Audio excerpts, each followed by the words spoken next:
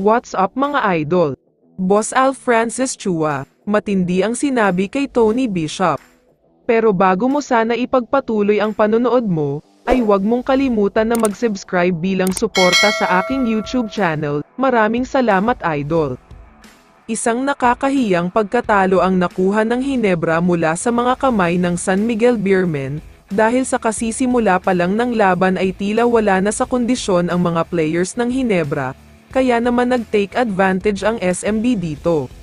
Sa first half pa lang ay umabot na agad sa 20 points ang kalamangan ng SMB, dahil pumapasok lahat ng tira nila. Kabaligtaran naman ang nangyari para sa Hinebra dahil halos hindi pumapasok yung mga tira nila. Pagdating naman ng third quarter ay mas lalong pinaglaruan ng SMB ang Hinebra, sobrang nahirapan talaga ang Hinebra dito at wala silang maisagot sa mga binabato sa kanila ng SMB. Tila sarado ang ring para sa Hinebra sa mga oras na ito. Sa fourth quarter naman ay nagkaroon ng major rally ang Hinebra at naibaba nila sa 4 ang kalamangan, pero clutch shots ang pinakawalan ni Jericho Cruz at Chris Ross kaya tuluyan ng natalo ang Hinebra. Nagtapos nga ang laban na ito sa score na 95-82, si Chris Ross ang naging best player sa laban na ito matapos siyang magtala ng 22 big points, 6 assists at sobrang efficient talaga ang outside shooting niya. Samantala, kung may isang player sana na inaasahan ang Barangay Hinebra, ito ay walang iba kundi si Tony Bishop, kaya nga tinawag siyang import para mangibabaw ang laro niya, pero tila siya pa ang binubuhat ng mga kakampi niya.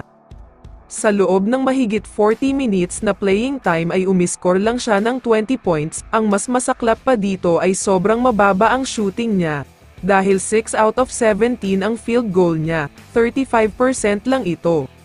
Pati ang mga commentators tulad ni Andy Howe ay talagang napansin ang laro ni Bishop, at sinasabing hindi daw maganda ang pinapakita nito. Sigurado nga daw na pagsasabihan siya ni Coach Tim dahil madami talaga siyang errors na ginagawa.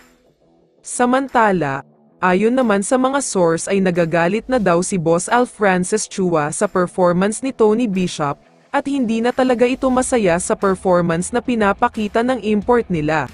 Daig pa nga daw siya ng mga locals, pero sa tingin ko naman ay kung magpapatuloy ang ganitong poor performance ni Tony Bishop, hindi malabo at hindi malayo na papalitan na siya, dahil hindi ganitong klaseng import ang kailangan ng Hinebra.